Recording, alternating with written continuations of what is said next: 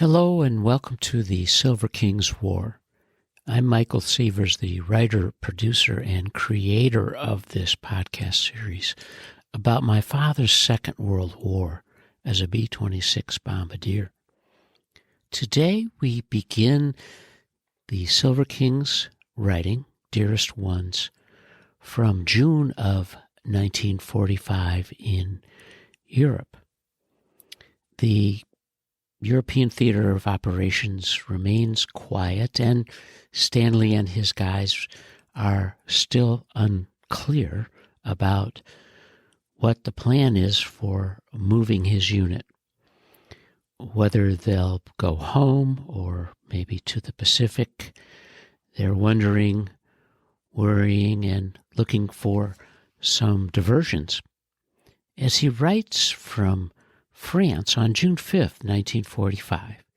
Dearest Ones, I haven't written for a few days, as must be evident from the interval in my letters. Last Friday, 2 buddies and myself left here and were gone until last night. It was a wild, drunken orgy, but I feel none the worse from it, though maybe a little tired. One of the guys has a cousin stationed in Paris, so we decided to go see him. It was all on the spur of the moment, probably because we were so fed up and disgusted with this place. We would have almost welcomed any out. We knew we weren't authorized to go, nor how we would get there, but that didn't matter because we were going nonetheless. We only got as far as San Quentin on Friday night and left the next morning on the train for Paris. It was a swell ride. It only took 3 hours on a streamliner, just like being in the States. Paris was beautiful. The sidewalk cafes were open and doing big business. The Champs was as colorful as could be. It was jammed with soldiers as well as with pretty girls, all of whom seemed to be gay and extremely happy. We found a room in a small hotel off the Champs, then proceeded to join in the festivities of being gay, forgetting the past and future. During the days, we stood at the bars and sat in the sidewalk cafes, trying to recapture the feeling of living normally again. The nights were spent in the best nightclubs found in Paris, one named Lido. The drinks were good, though expensive, and the floor show would astound you. The chorus in one act do a dance with ladies bare from the waist up. Naturally, the Yanks go wild over this. Indeed, Paris is the gay city, though I'm sure I couldn't stand a week of it. The body wouldn't take it. Well, we caught the train last evening, arriving here with that usual letdown feeling. Brussels last weekend and Paris this weekend. I suppose I'll have to stay in for a while now. The pocketbook has taken an awful beating. I found 3 of your very sweet letters on my bed, May 23, 24, and 25. It's well to know you're well and enjoying yourselves. I, too, am sorry Cece had to leave you, as am sure you will miss her good company. There still hasn't been any talk of going home, nor of going to the Pacific. In fact, the latest rumor is that we will be the Army of Occupation, though it's still only a rumor. At present, we're doing nothing. Sitting idly, talking mostly of the States and home. That's why it's so hard to put up with, not knowing what will happen to us and thinking of what we could be doing if home. The suspense is maddening. We'll just have to keep waiting out and hoping for the best. I haven't received any packages lately, which I suppose is my fault. I hope you'll be able to find me the Bancroft flighter cap and green ties. Please send them as soon as possible. Also, send stationery, crab meat, and lobster. Thanks. There isn't any more news. I'm fine and thinking of you constantly, hoping you're well. Love to Ida. I love you and miss you, Stan. P.S. I hope you'll receive this on the day of your anniversary, so my sincerest congratulations will be in order.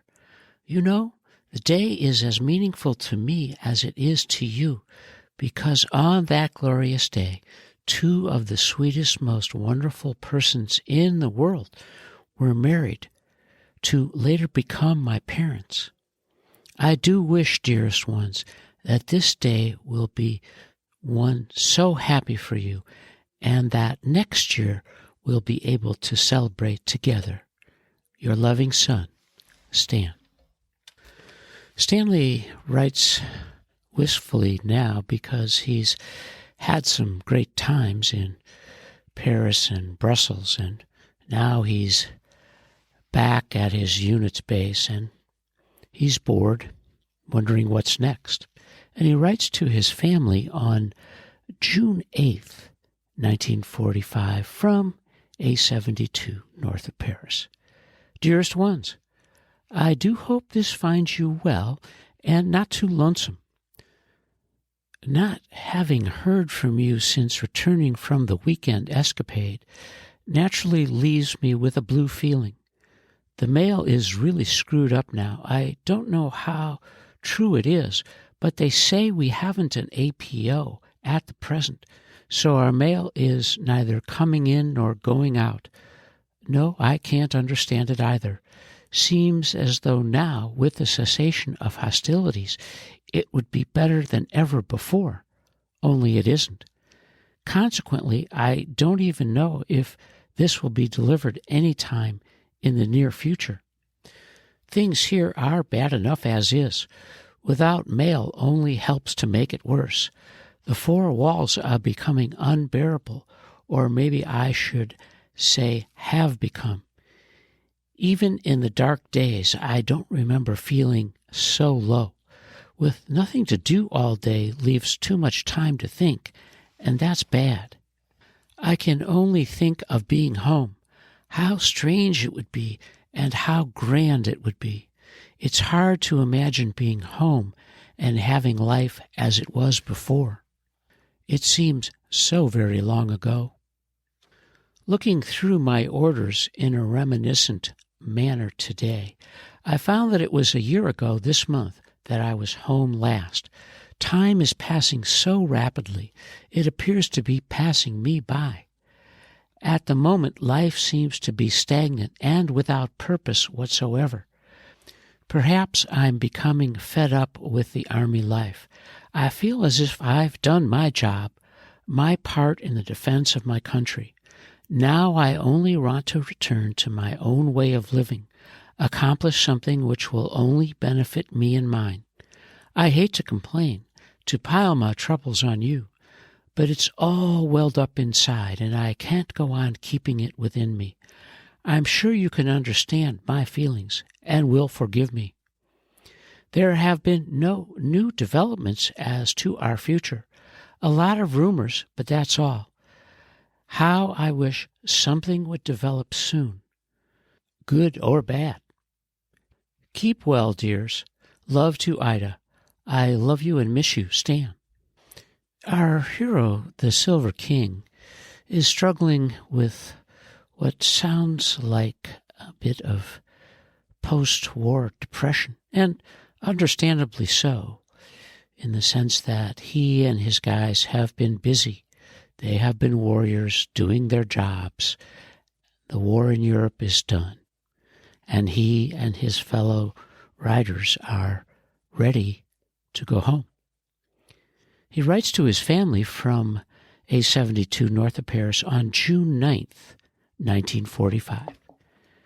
Dearest ones, another day with no mail, and it begins to appear as if we are the forgotten group. Things are bad, but no mail makes it practically despicable. Everyone is groaning and moaning about the situation. The colonel claims everything is being done to remedy it, but as yet there have been no results. Naturally, it had to start a rumor to justify a reason, and it's really a Lulu. It seems that when an outfit is slated to return to the States, its mail is automatically stopped 30 days before the date of embarkation. How completely marvelous it would be if only true. However, the Colonel claims there is absolutely no truth in it. I'm deeply regretful to say. He claimed, perhaps to impress us, that only 6 people know the future plans for the group, that they are top secret, consequently can't be divulged, not even to us to whom it most concerns. So your guess is as good as mine, only I wish the mail would begin again. Well, last Saturday night I was in Paris, slightly tight and having a hell of a good time. How different my surroundings are now. No pretty girls, no orchestra, no bar. Just the lonely 4 walls and I. Indeed, not very exhilarating, to say the least. Luckily, 3 years ago, at the time of my enlistment, I didn't know all of this, for I'm quite sure the Army would still be looking for me somewhere in the Everglades. You can certainly discount anything I ever said about remaining in the Army after the emergency. Why, they couldn't make me a general to stay. I would not care if I had to stand in the breadline for 10 years. I would never see anything good about the Army. But complaining certainly won't relieve this situation. I only regret I haven't what it takes to take it in my stride. I was up early this morning for the first time in a long while. Tomorrow there is a big air review for some brass hat, so today we had to practice. That means I'll probably have to get up early again tomorrow. I don't mind getting up early, only it makes the day seem so much longer. They are long enough as is, for it doesn't get totally dark here until 11 p.m. I wish I could have been in the States today to see the Derby. Did Rose R. go up this year? I imagine she won either way. It's midnight here now, but it's only 5 there, so I'm still hoping they might broadcast it. I guess you're at the club tonight. Wouldn't it be nice if all of us were sitting around a table, having lots of fun? There isn't any news, so I'll confine my jabbering until a later date. Other than being terribly homesick, I'm fine and thinking of you constantly, hoping you're well. Love to Ida. Tell her I'm sorry I can't make it for breakfast tomorrow, but that I'll dream of those hot biscuits. I love you and miss you. Stan. As our hero, the Silver King, dreams of Ida's hot biscuits, Paris, and getting home, we have reached the end of part 1 of the Silver King's letters, Dearest Ones, that he wrote from Europe during June of 1945. And you are listening to the Silver King's War.